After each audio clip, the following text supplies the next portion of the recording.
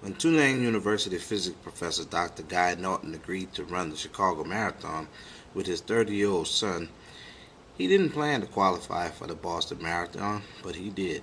I couldn't turn down the opportunity to run Boston, so I entered, was accepted.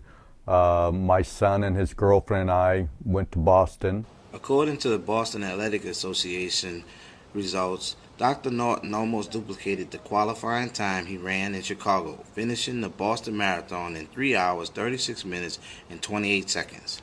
It was fun, you know. It was like, you know, okay, I did this. You know, it was a really sweet moment.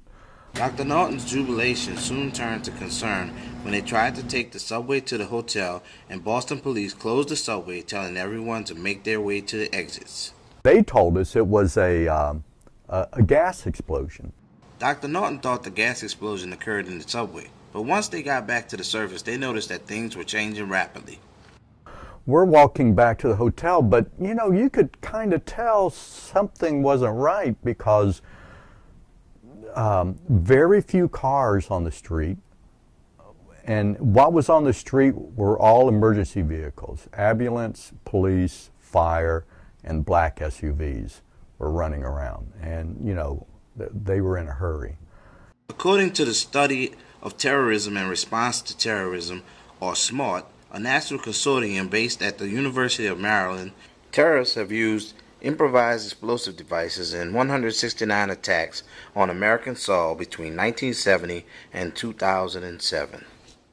Dr. Norton says once they made it back to the hotel, they took time to reflect on what happened at the finish line. You know, once we really thought about what had happened, how things could have just gone from good to worse in a heartbeat. Dr. Norton's son and his son's girlfriend were standing just across the street from the site of the second bomb. Yeah, you know, it makes you pause and think about how things could have been different, you know. Dr. Norton, a U.S. Army veteran, says the whole experience has motivated him to continue running.